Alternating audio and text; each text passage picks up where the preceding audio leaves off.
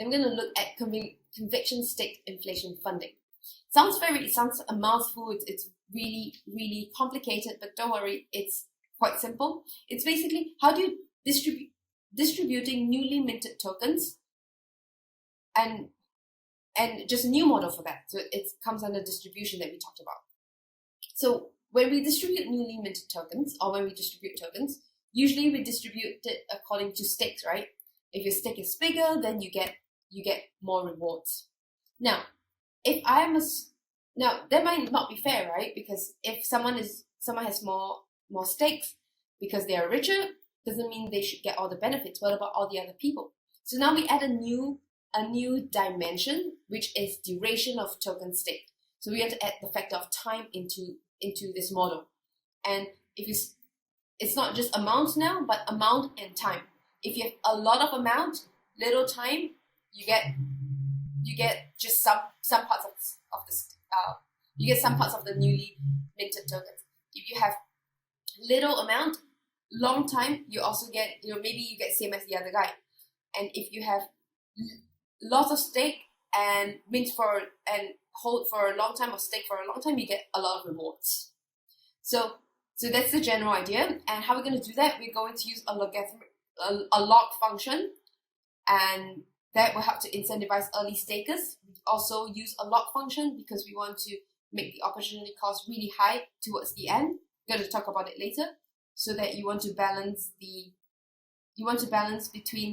people wanting to stake everything on the ecosystem, or you want people to utilize more on the ecosystem. We're going to talk about that later. And what is it for? It could be stuff like continuous funding for open source public project. And this, why I'm talking about open source and public, is because this is a log function. I'm going to explain that a little bit later as well. This might not work for public or for like personal project, private projects. This system probably work a lot more when we're talking about kind of projects that will help everyone in the society. It's like we talked about this a social function, where we talked about this in mechanism design, where we want to the benefits is shared by everyone in the ecosystem. So breaking it down, we have conviction staking and then we have inflation. And then conviction staking is it just adds a time variable to the old staking model. So you have to continuously stake with time. And inflation just means more new tokens are being introduced into the ecosystem. So new tokens minted, how to distribute them. When there's inflation, how do we it's not really allocating inflation, but when inflation exists, how do we distribute this new supply of tokens or supply that comes out? So how to distribute them. So what is a log function? I told you that a lot of things is dependent on log function. And what's a log function in the first place? It looks like this. It's a concave curve, and it starts off very, very steep. It starts off very steep. And then after that, towards the end, it kind of just flattens out. So this is a log function. Exponential function will be the opposite, where it starts off low and then it goes up very fast. So a log function looks like that. And what does it do? So initially, it incentivizes early stakers, right? Because when you start early, then you get a lot of rewards because the changes here is very high. So you want to start early. Compared to starting at the end, your rewards kind of just flattens out. You don't get as much rewards here. Rewards is the gradient, how curvy it is. The curvier, the more rewards. The less curvy, the slightly less rewards. So the curvier, you get a lot of rewards at first. So you want to incentivize early stakers to stake more by having super curvy. Now we also want to allow small token holders versus large token holders. Small token holders, they can just put a little bit of tokens here, and this is time, yeah? And then they will be incentivized to, they just stake their tokens, and as time goes, they will get a proportion of the newly minted tokens. For large token holders, this might be very volatile. This might be very, very high, but at the end, it's also a bit lower. It's a bit flatter. So maybe the opportunity cost is not worth it. So maybe the large token holders, maybe he has better assets to look at, or he has more a more higher opportunity cost. He wants to put his money somewhere else, and he only puts it for a little while. He only stakes it for a little while, and then he doesn't stake anymore. But there's not much benefit for him if he doesn't stake anymore, because then he loses out. So this is just how we can balance the power between small token holders and large token holders.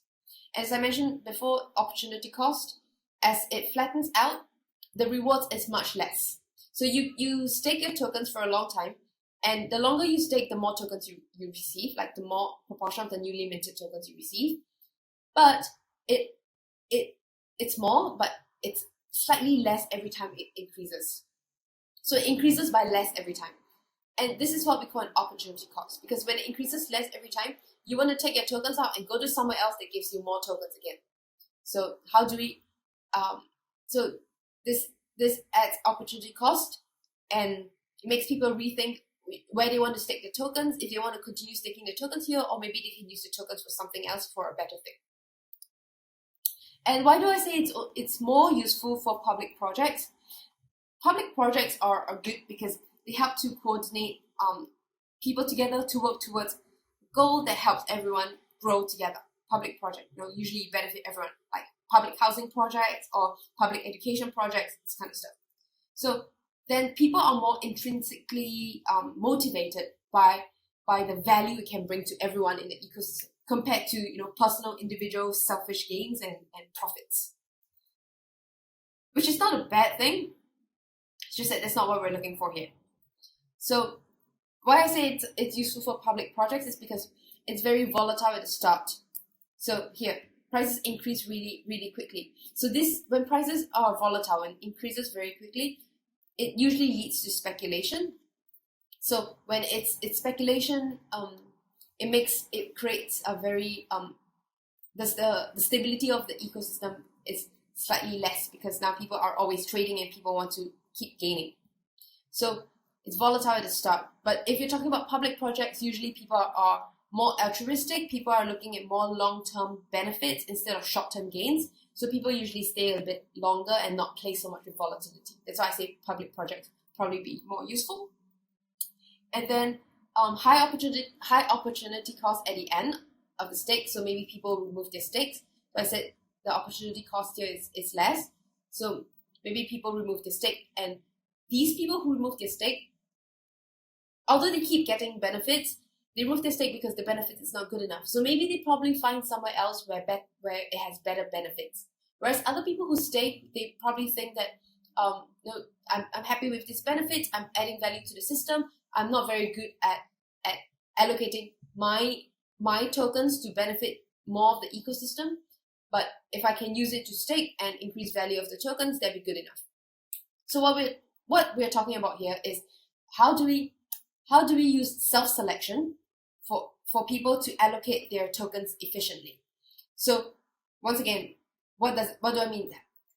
Self-selection of allocation of tokens. So you have two choices. You can continue to stake when it's not so high anymore. That's because it's very little. I don't gain a lot from the inflation, from the minting of new tokens, but I still continue staking because I don't know where else to put my money. So that's one way. And the other way is this other person says, okay, it's so little and I know I can get returns in another place, so I will remove my tokens from the stake and then I bring my tokens to another place that will give me higher returns, and I allocate the tokens more efficiently. So in this way, you're allowing people to allocate their tokens a little bit more efficiently.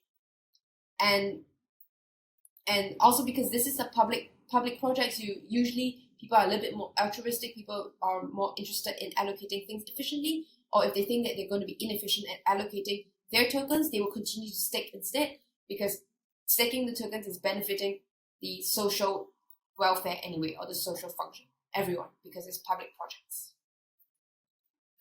So that's the general gist.